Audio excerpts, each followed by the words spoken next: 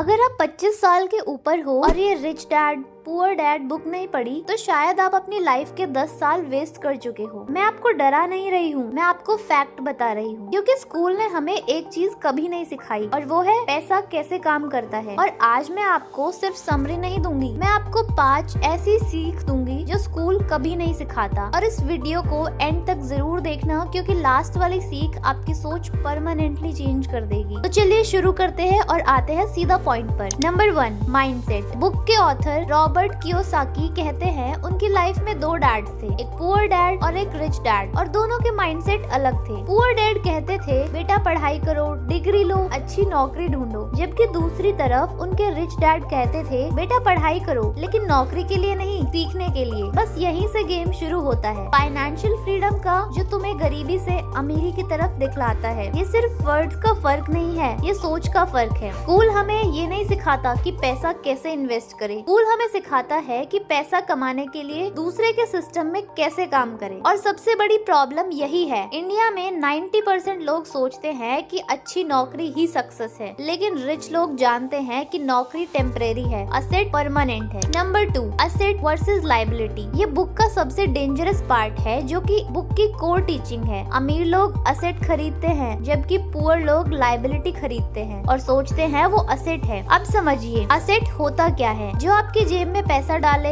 जैसे rental property, business, stock, mutual funds या कोई चीज जो आपको रेगुलर इनकम दे, वो सब असेट ही होते हैं। और लायबिलिटी में वो सब चीजें आती हैं जो आपकी जेब से पैसा निकाले, जैसे लग्जरी लाइफ, EMI पे आईफोन लेना और हर बदलते ट्रेंड के साथ अपने फोन्स और ड्रेसेस को चेंज करना और शो ऑफ के लिए गाड़ी लेना। ये सब लायबिलिटी की लिस्ट में ही आती है, लेकिन लोग इसको असेट ही समझते हैं। और अगर हम इसको रॉबर्ट कियोसाकी की नजर से देखते हैं तो लायबिलिटी के सिवा कुछ नहीं है, जब तक वो आपको पैसा कमा के नहीं दे रही। क्योंकि जो गाड़ी आप खरीद रहे हो उसके मेंटेनेंस के लिए आपको उसके लिए पेट्रोल देना है, और उस गाड़ी की EMI के रप में हर महीने अपनी सैलरी से एक छोटा अमाउंट गाड़ी की किस्त में दे देते हो। तो ये तुम्हें पैसा पैदा नहीं करके दे रही, उल्टा आपकी जेब से पैसे खा रही है, इसलिए ये लायबिलिटी बन जाती है। लेकिन अगर आप चाहे किसी एसेट में बदल सकते हैं, अपनी गाड़ी को किसी को रेंट पर देकर उससे रेंटल इनकम जनरेट कर सकते हैं, तब ये आपके लिए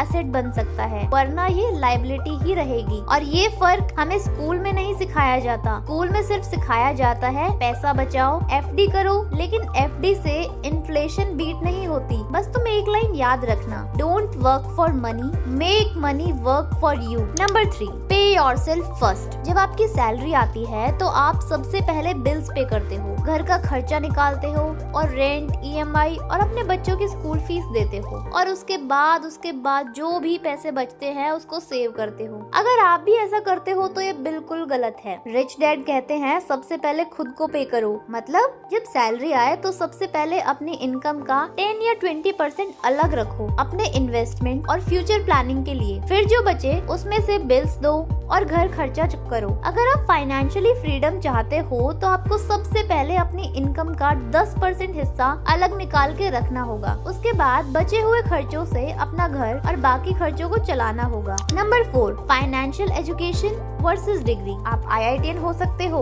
IIM ग्रेजुएट हो सकते हो, डॉक्टर हो सकते हो और यहाँ तक कि आप इंजीनियर भी हो सकते हो, लेकिन अगर आपको पैसा मैनेज कैसे करना है वो नहीं आता तो आप हमेशा परेशान ही रहोगे। इंडिया में कितने लोग हैं जो अच्छी नौकरी करते हैं लेकिन 50 की उम्र आने तक परेशान ही रहते हैं, क्योंकि उन सभी की सोच है जितना कमाओ उसी के हिसाब से खर्चो। इसलिए लोग हाई सैलरी होने के बाद भी गरीब रहते हैं। फाइनेंशियल एजुकेशन मतलब पैसा कमाना, पैसा बचाना फ्रॉम टैक्स एंड लॉस। लेकिन स्कूल हमें हिस्ट्री, साइंस और मैथ सिखाता है, पर पर्सनल फाइनेंस नहीं सिखाता। और यही आपकी गरीबी की वो चाबी है जो कि आपको गरीबी से बाहर निकाल सकती है। और अगर हम बड़े बड़े मिलियनियर्स की बात करें तो वो सब सेल्फ मेड मिलियनियर्स हैं। इन्होंने फाइनेंशियल एजुकेशन को सबसे ज्यादा इम्पोर्टेंस दी। इसीलिए अगर आपको भी ये पैसे की फालतू टेंशन नहीं लेनी तो आपको अभी से फाइनेंशियल लर्निंग शुरू करनी होगी, तभी तुम इस रैट रेस से बाहर निकल सकोगे। नंबर 5,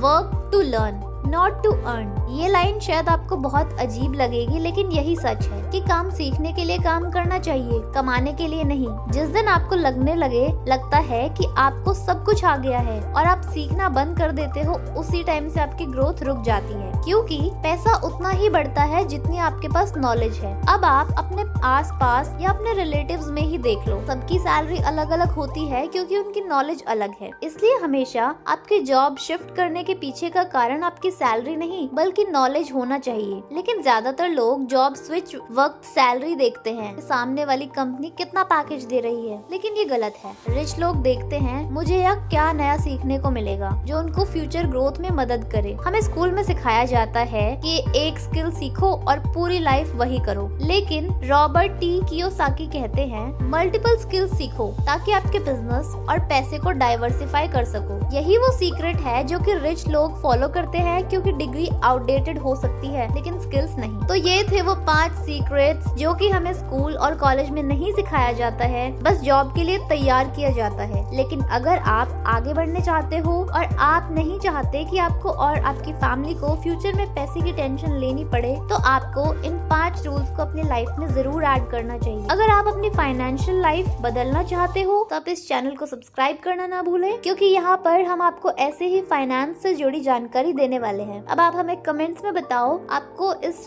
5 पॉइंट्स में से कौन सा पॉइंट सबसे ज्यादा पावरफुल लगा, और हमें इंस्टाग्राम के ऊपर भी फॉलो करना ना भूले, जिसका लिंक डिस्क्रिप्शन में आपको मिल जाएगा, क्योंकि हम वह डेली अपडेट देते हैं फाइनेंशियल नॉलेज से related. Thank you, bye bye.